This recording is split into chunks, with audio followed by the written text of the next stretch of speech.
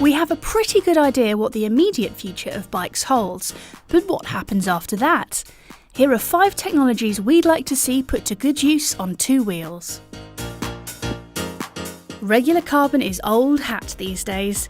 Sure, it's brilliant for making those laterally stiff, vertically compliant bikes we all froth over, but the basic concept of laying up carbon with epoxy hasn't changed all that much in recent years. The one carbon atom thick wonder material, graphene, appeared on the scene a few years ago, promising to revolutionise everything, but we're still waiting for it to take over in bikes.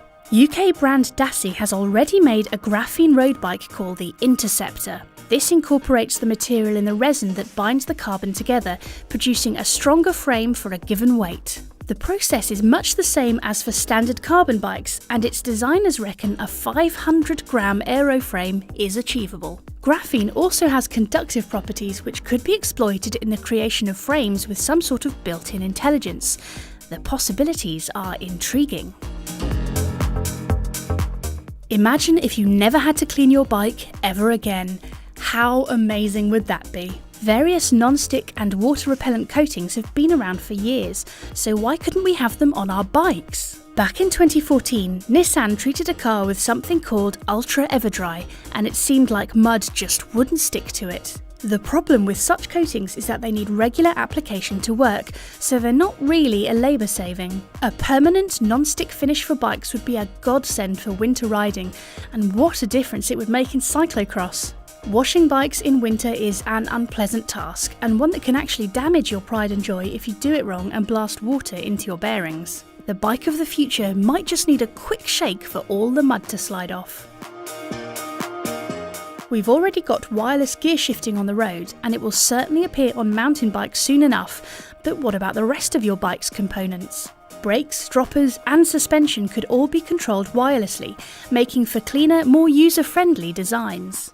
Magura has already made an electronic dropper called the Viron, although a hefty price tag and lack of user-friendliness mean it's not been terribly popular.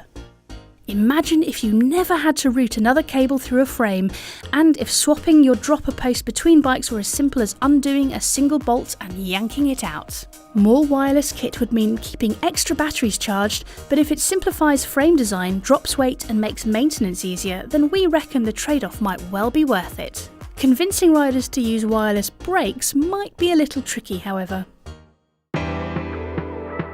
Modern mountain bike suspension is pretty incredible, combining lightweight with truly impressive performance. At the moment, on-the-fly adjustments tend to be limited to climbing lockouts and the like, but what if you could precisely adjust damping as you rode? Fox's never quite available live valve promises to offer something along these lines, but what we'd really like to see is a true magnetorheological damping setup as found on certain supercars like the Audi R8.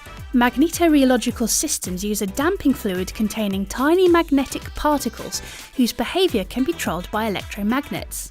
By precise adjustment of a magnetic field, the viscosity of the fluid can be altered. In practice, this means you could radically adjust the feel of your suspension with the flick of a switch, or a computer could manage its behaviour for optimum performance. Like electronic gears, such a system would need to be powered, and that brings us to our final piece of tech. Piezoelectric materials generate a voltage when they are subject to mechanical stress, and this phenomenon can be exploited in some interesting ways. Way back in 2008, researchers at a French university were able to demonstrate that a piezoelectric generator could be used to produce a few milliwatts of power, theoretically enough to power a small LED light. We'd love to see such a system employed to keep Di2 batteries topped up, or to power your Garmin on a bikepacking expedition. As more and more electronics make their way onto our bikes, the possible applications are multiplying.